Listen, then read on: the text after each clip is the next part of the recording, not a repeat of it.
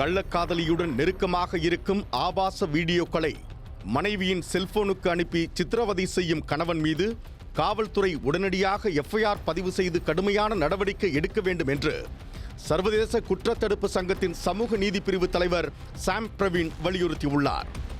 மேலும் தமிழக அரசின் சிங்கப்பெண் படை எவ்வித அதிகாரமும் இன்றி பெயரளவிற்கே செயல்படுவதாகவும் அவர் குற்றம் சாட்டியுள்ளார். சென்னை சிட்லப்பாக்கத்தைச் சேர்ந்த தனலட்சுமிக்கும் லோகேஷ் என்பவருக்கும் திருமணமாகி 2 வயதில் ஒரு குழந்தை உள்ள நிலையில் லோகேஷிற்கு வேறொரு பெண்ணுடன் கள்ள தொடர்பு ஏற்பட்டுள்ளது. குழந்தை பிறந்து 5 மாதமாக இருக்கும் போதிலிருந்தே தனலட்சுமியை அவரது கணவரும் கள்ளக்காதலியும் இணைந்து சித்திரவதை செய்ய தொடங்கியுள்ளனர். அது மட்டும் இல்லாம இதுக்காக இவங்க போய் காவல்துறையை நாடினாங்க.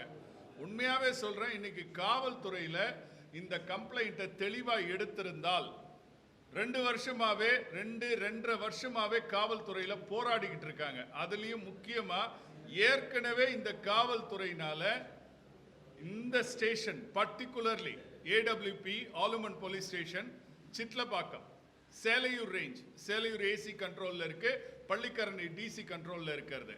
உண்மையாவே இது உதவாக்கிற ஸ்டேஷன். அதுல எந்த கேஸுமே போன கேஸ் எதுவுமே உருப்பிட்டதும் இல்லை, எந்த ஆக்ஷனும் எடுத்ததும் இல்லை. இதுல இந்த பொண்ணுடைய ஆக்ஷனுக்கு இவங்க ப்ரூஃப் ஓப்பனா சொல்றேன், we got everything under proof. இந்த பொண்ணு மெடிக்கல்ல இருந்த ப்ரூஃப்ல இருந்து எல்லாமே என்கிட்ட கம்ப்ளீட் ரெக்கார்ட்ஸோட இருக்குது. ஆனா ஸ்டேஷன்ல அதெல்லாம் எதுவும் பண்ண முடியாது, நீங்க கோர்ட்டுக்கு போய் பாருங்கன்னு சொல்லி இந்த பெண்ணை வலுக்கட்டாயப்படுத்தி அவர் கணவர் 10 நாள் அந்த பொண்ணோட வெளியே போனவரை கூப்பிட்டு இந்த பொண்ணை கூட ஒப்படைச்சிருக்காங்க. அன்னைக்கு போன அடுத்த 5ஆவது நாள் திருப்பி 10 நாள் அந்த பொண்ணு கூடயே போயிட்டார் மனுஷன். போனவன் சும்மா இல்லாம அந்த பொண்ணு கூட காட்டுல நின்று முத்தம் கொடுத்துக்கிட்டு இருக்கிறாரு. பலான வேலைகள் நடந்துகிட்டு இருக்குது, ஒரு பெட்ரூம் கூட இல்லாம. இது ஓப்பனா சொல்லணும்னா என்னால இதை நான் மீடியால காட்டுறதுக்கு எனக்கு உண்மையாவே அவ்வளோ ஒரு அசிங்கமா இருக்குது. இப்படி ஒரு போட்டோஸை இந்த பெண்ணுக்கு தன்னுடைய மனைவிக்கு இந்த கணவனுடைய கள்ளக்காதலி 2 பேருமே அனுப்புறாங்க நிர்வாண போட்டோஸை இப்படி. அது மட்டும் இல்லாம வீடியோ கால், ஓபனா சொல்லணும்னா clear I can show the visual, I got all the evidence. Video call அவங்க கணவரோட நிர்வாணமா ஆன்லைன்ல உறவு வச்சுட்டு இருக்காங்க. இதுக்கு அந்த பெண்ணுடைய ரிப்ளை என்னன்னா, நாங்க பேசினப்ப ஏமா அந்த மாதிரி ஒரு பெண்ணுடைய வாழ்க்கையை பாழடிக்கிறீங்க, ஒரு 2 வயது குழந்தையுடைய வாழ்க்கை பாழா போதேன்னு கேட்டதுக்கு, எங்க வேணாலும் போய் சொல்லுங்க, அந்த ஆளை தான் நான் கல்யாணம் பண்ணிக்க போறேன், என்ன வேணாலும் பண்ண முடிஞ்சா பண்ணிக்கோங்க, இதுல நாங்க எதுவும் பண்ண முடியாது, நாங்க இப்படித்தான் எங்க வீடியோவை அப்படிதான் அனுப்புவோம், மொத்தமா குடும்பத்தோட உட்காந்து ரசிச்சு பாருங்க, இல்ல மொத்தமா தூக்கு மாட்டின்னு தொங்குங்க. கணவனும் கள்ளக்காதலியும் வீடியோ காலில் ஆபாசமாக பேசுவது மட்டுமின்றி அந்த நிர்வாண வீடியோக்கள் மற்றும் புகைப்படங்களை தனலட்சுமியின் வாட்ஸ்அப் எண்ணிற்கு அனுப்பி தொடர் மன உளைச்சலை ஏற்படுத்தி உள்ளனர்.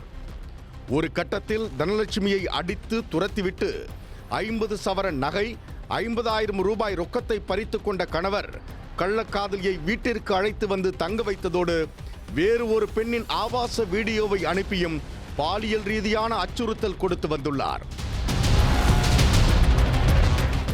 இது தொடர்பான டிஜிட்டல் மற்றும் மருத்துவ ஆதாரங்களுடன் சிட்லப்பாக்கம் அனைத்து மகளிர் காவல் நிலையத்தில் பலமுறை புகார் அளித்தும் போலீசார் ஒரு எஃப்ஐஆர் கூட பதிவு செய்யாமல் நீதிமன்றத்தை அணுகுமாறு கூறி அலைக்கழித்துள்ளனர். இதனால் மனமுடைந்த தனலட்சுமி 2 முறை தற்கொலைக்கு முயன்று அரசு மருத்துவமனையில் சிகிச்சை பெற்றுள்ளார். அதற்கான மருத்துவ சான்றிதழ்கள் இருந்தும் காவல்துறை நடவடிக்கை எடுக்கவில்லை. பெண்களின் பாதுகாப்பிற்காக கொண்டுவரப்பட்ட சிங்கப்பெண் படை உள்ளிட்ட சிறப்பு பிரிவுகளும் இதற்கு எவ்வித உதவியும் செய்யவில்லை என பாதிக்கப்பட்ட பெண் கண்ணீருடன் தெரிவித்துள்ளார். ஒரு கல்யாணம் ஆகி 5 வருஷம் ஆகுதுங்க சார். ஃபஸ்ட்டு 2 வருஷம் எங்களுக்கு பையன் இல்லை, அது வரைக்கும் நல்லா இருந்தாங்க. பாப்பாவை கன்சீவ் ஆகி 5 மாதம் இருக்கும்போது இந்த விஷயத்தை நான் அவரோட ஃபோனில் தான் ஃபஸ்ட்டு பார்த்தேன். பார்த்துட்டு நான் கேட்டேன், இது தப்பு இல்லையா, குழந்தை இல்லாதப்போ எப்படி இருந்தோம், இன்றைக்கி அந்த குழந்தைய வயிற்றில் இருக்கிற குழந்தைய கொண்டாட கூட உன்னால் முடியாத அளவுக்கு இது ரொம்ப தப்பு அப்படின்னு அப்போவே இதெல்லாம் சொன்னேன்.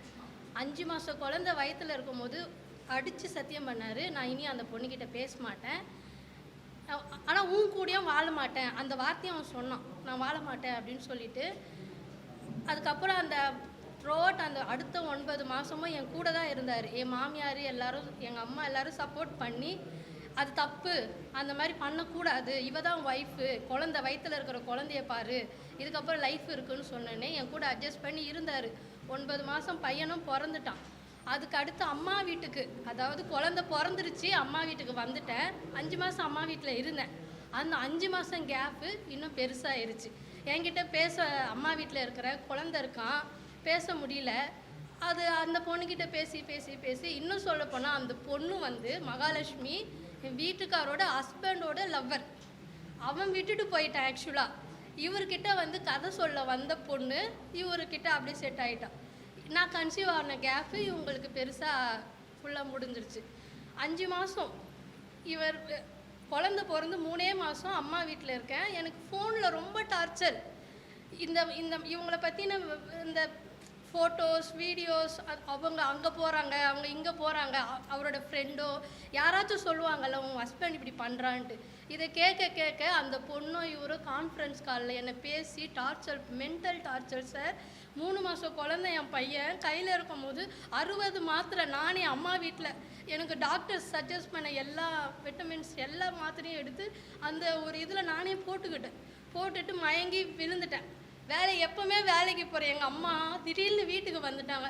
வந்து ஏன் நம்ம பொண்ணு திடீர்னு வாமிட் பண்ணுறா, ஏன் இப்படி இருக்கா, அவங்களுக்கு புரிஞ்சிடுச்சு ஏதோ நடந்துருக்கீங்க, என்னமோ பண்ணிட்டா. அந்த பயத்தில் உடனே நான் ஹாஸ்பிட்டலுக்கு கூட்டிகிட்டு போயிட்டாங்க. ரோம்பேட் ஜிஹெச்சில் போயிட்டு 3 நாள் அட்மிட் பண்ணி, ஐசியூலே தான் அந்த 3 நாளுமே அட்மிட் பண்ணி வாமிட் பண்ணி எப்படியோ காப்பாற்றி வந்துட்டோம். அந்த டைமில் கூட என் வீட்டுக்கார் ஃபேமிலியோ இல்லை வீட்டுக்காரோ யாரும் வந்து பார்க்கல. ஏன்னா நான் தானே மாத்திரை போட்டுக்கினேன், அவங்க பையன் மேலே தப்பு இல்லைல்ல, நானே தானே போட்டுக்கினேன் அப்படின்ற ஒரு ஈகோவில் யாரும் வரல. அடுத்து என்கிட்ட யாரும் பேசக்கூட இல்லை. அந்த 5வது மாதம் கூட நானே என் குழந்தைய தூக்கிட்டு நானே ஆட்டோ புக் பண்ணி என்னோடய ட்ரெஸ்ஸு, என் பிள்ளையோட அம்மா எல்லாமே போட்டு அனுப்பிச்சிட்டாங்க. மாமியார் வீட்டுக்கு நீ போ, இதுக்கு மேலே நீ இங்கே இருந்தீன்னா உன் லைஃப் நாசமாயிடும், நீயே கிளம்பிப்போ அப்படின்ட்டான். 5வது மாதம் குழந்தைய தூக்கி நானே போயிட்டேன் சார். போயிட்டு தனியாக, அப்போ நாங்கள் இங்கே தான் வீடு இருந்தோம், மகாலட்சுமி நகர் கேம்ப் ரோடில் தனியாக வீடு இருந்தோம். வீட்டெல்லாம் காலி பண்ணிவிட்டு மாமியார் பக்கமே போயிட்டா கொஞ்சம் பயத்தில் இருப்பாங்க அப்படின்னு சொல்லிட்டு பெருங்கலத்தூருக்கே வீடு காலி பண்ணின்னு போயிட்டேன். அங்கே போயும் சும்மா இல்லை, இதே ஃபோட்டோ, இதே மாதிரி டார்ச்சர்.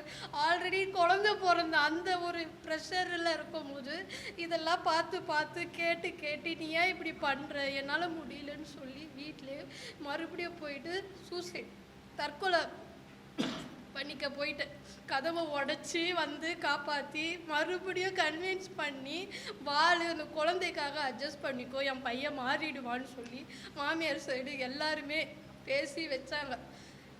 கொஞ்ச நாள் இருந்தான், மறுபடியும் 10 நாள் காணாமல் அந்த பொண்ணோட ஓடி போயிட்டான். 8 மாதம் குழந்தை அவன் காணாமல் ஓடியே போயிட்டான்.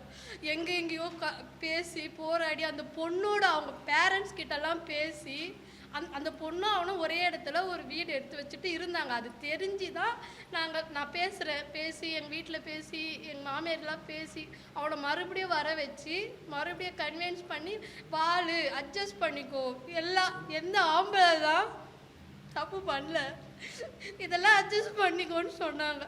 சரி ஓகே, நான் அந்த பிள்ளைக்காக அட்ஜஸ்ட் பண்ணி இருப்போன்னு சொல்லி அந்த 8 மாதம் குழந்தையிலேருந்து அப்படியே இருந்தோம். 1.5 வயசு குழந்தையானா மறுபடியும் 10 நாள் நல்லா பேசிகிட்டே இருப்பான், காணாமல் போயிடுறது. 10 நாள் எங்கே போனால் பால் பாக்கெட் கூட வாங்கிறதுக்கு காசு தராமல் சம்பளத்தை வாங்கிக்கின்னு வீட்டுக்கு தான்மா வரேன்னு சொல்லிட்டு 10 நாள் காணும். 10 நாள் வெயிட் பண்ணு சார், திரும்பி வரலை.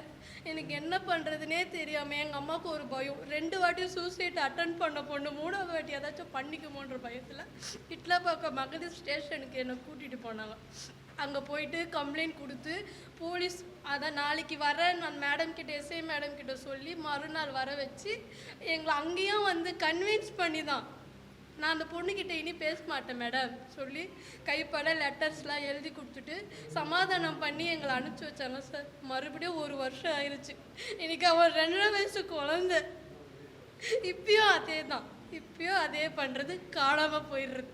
எப்போ இந்த மாதிரி வீடியோஸ் ஃபோட்டோஸ் எல்லாம் எனக்கே அனுப்பணும். எனக்கு எப்படி இருக்கும்? என்னால் இதெல்லாம் பார்க்கவும் முடியல. இனிமேல் வாழவும் வேணான்னு முடிவு பண்ணி தான் இங்கேயே வந்துருக்கிறேன் சார். செய்தியாளர் சந்திப்பில் பேசிய சர்வதேச குற்ற தடுப்பு சங்கத்தின் சமூக நீதி பிரிவு தலைவர் சாம் பிரவீன், தமிழ்நாட்டில் செல்வாக்கு மிக்கவர்களுக்கு ஒரு நீதியும் சாமானியர்களுக்கு ஒரு நீதியும் என காவல்துறை செயல்படுகிறது. பெண்களுக்கு பாதுகாப்பற்ற நிலை நிலவுகிறது. இக்கொடுமை குறித்து இந்திய குடியரசுத் தலைவர், முதலமைச்சர் தனிப்பிரிவு, டிஜிபி, தாம்பரம் காவல் ஆணையர் மற்றும் தேசிய மகளிர் ஆணையம் உள்ளிட்ட அனைத்து உயர் அதிகாரிகளுக்கும் ஆதாரங்களுடன் புகார் அனுப்பப்பட்டுள்ளது. காவல்துறை உடனடியாக தலையிட்டு சம்பந்தப்பட்ட கணவர் மற்றும் கள்ளக்காதலி மீது சட்டப்படி கடுமையான நடவடிக்கை எடுக்க வேண்டும் என வலியுறுத்தினர்.